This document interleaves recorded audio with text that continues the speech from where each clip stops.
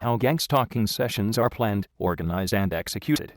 Each and every GS sessions are carefully researched for the agenda, amount of pain, control, and type of control, possible outcome, did the session meet the planned outcome, and feedback how the T reacted to the GS session. Roles in the GS. There are roles for each and every person involved in GS. The roles varies from director or manager, assault group, diversion or misorientation group, observation or feedback group, and theoretical analysis group. Role of theoretical analysis group in GS. This group contains the permanent members of the GS system, typically psychologists, law and enforcement officials, public department members, traffic constables, and controllers, and director or manager of given GS session. Responsibility of this group is to frame or plan the gang stalking session. There are several factors that are discussed in this session. First, the gang stalking framework from the legend. Previous GS sessions are used to frame the current GS session. By using the legend GS framework, this group reuse the GS model. For the given agenda, they need not frame each and every actions in session, but only have to select from the list of GS legends framework to plan for the current GS session. This has a lot of advantages. For example, time is saved. No experts are required always to plan the GS session. Manpower used to plan is less, etc. And the emphasis is given for the plan for execution of the GS session. Based on the type and severity of T, the given legend GS framework is selected. Once the legend GS framework is selected, then the group requests for the resource for the execution of the GS session. The resource are normally part-time workers except the director or manager of the GS session, who are compatible occupiers of the place in which the GS session is planned.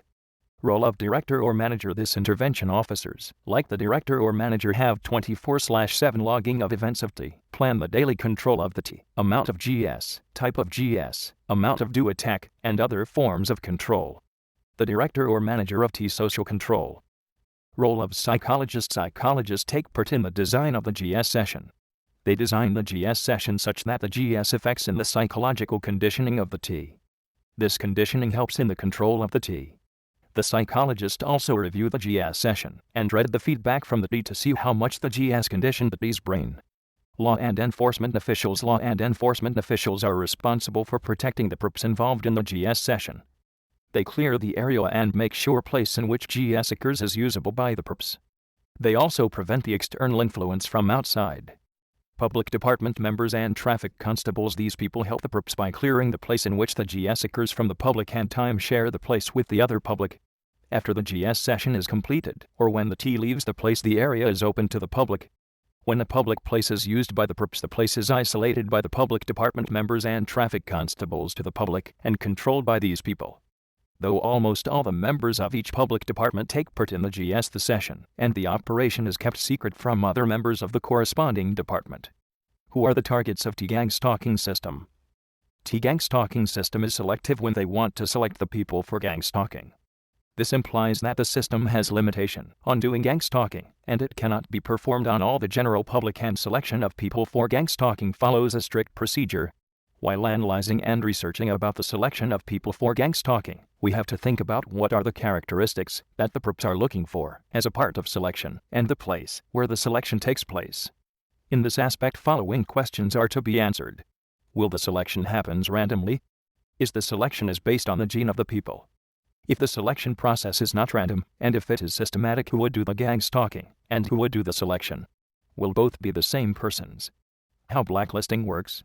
This process should involve the evaluation of the psychology of the person to check whether the person's behavior matches unacceptable psychological models. If the psychology matches the abnormal behavior framework, then the person is included in the blacklist. Then the social control of the person will be exerted on the person for his lifetime. Normally the gene carries the psychological traits through the generations, hence his entire family including his children and his grandchildren will be automatically included in the social control after evaluation of the psychology. If the member of the family shows less similarity on the traits of unacceptable psychological models, then the severity of the social control will be less. The stage or place at which the evaluation of the psychology could happen could be at job interviews or other interviews which any common person has to undergo, so that the entire population are evaluated at certain stage. But the evaluation of the psychology and its result could be concealed to the person to prevent manipulating the results of the evaluation by the person being evaluated. And also, if the person's psychology matches the abnormal behavior framework, then social control will happen without the knowledge of the person under control. Types of targeted individual social control. After the blacklisting as the first step in social control, the person is prevented from involving in any political activities which, when the person involves, pose a direct threat to the government if the person is narcissistic. Based on the severity of the social control, the control of life varies. Control involves time, how frequent the person's life should be controlled. Social control could be for every year, every month, every day, or every hour, if the person's social control severity is high. If the person's social control severity is very high, then the person's life is controlled for every minute. Control based on the place. Control involves infiltrating the place's workplace, school, clubs, etc., where T uses. Control based on the person. Control involves people. The T intervention officers infiltrate as peer in the workplace, infiltrate as neighbors, infiltrate as friends, and even force the family members to spy and control the T. Control also involves several other aspects. One, life is controlled by regulating the wealth, opportunities, social interactions, to introduce complexities in the T's life so that the person cannot conceive that the T is in social control. By introducing complexities in the T's life, the T will concentrate on only his life complexities and T is prevented from observing the larger spectrum of life. 3. Gang stalking. The T to explicitly introduce problems into T's life, and this is used only if the severity of the T is beyond certain level. How the place of gang stalking is selected and managed.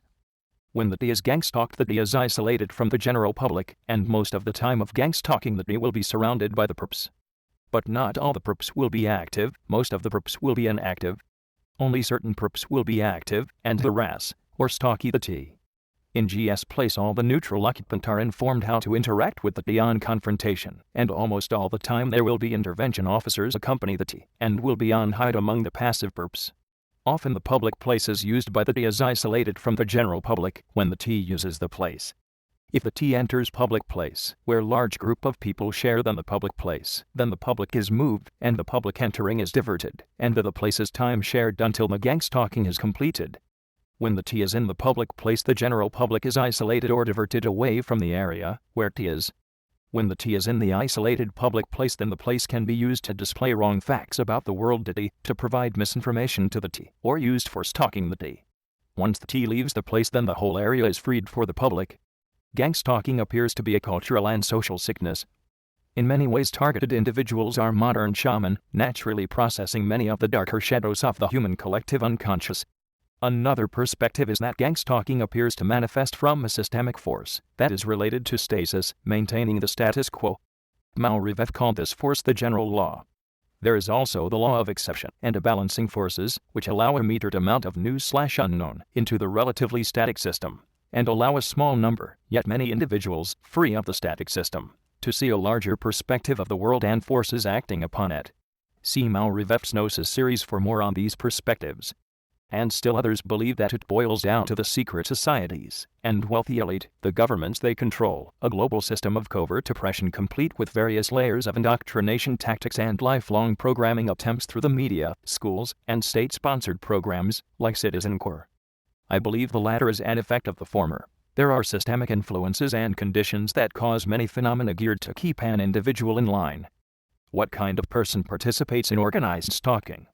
All factions of mainstream society can become involved in gang stalking. Everyone from children to senior citizens can be recruited to participate in spying, harassment, and torture of targeted individuals. Governments have used these civilian spy groups in various forms since the Roman Empire. From my own experiences and research, I believe that smaller groups of thrill seekers have adopted the tactics of COINTELPRO, Red Squad, and similar interrogation and terrorism programs throughout history, and use these to torment targets. Sometimes it is trickle-down or direct interference from well-established networks, and many times it's thrill seekers copycatting the nefarious deeds of past criminals, criminal agencies, and operations. A well-developed and insidious form of government interference are organizations like Citizen Corps, TIPS, Citizens on Phone Patrol. These groups present fronts about keeping America safe, etc., always implying/suggesting these fears that we need to keep an eye out for the bad guys. Such groups patrol neighborhoods, airways, and use illegal surveillance for gathering information, spying, and terrorizing those unfortunate individuals who have made it onto their blacklists. There really is no distinct age group or subculture that gang stalking participants are limited to.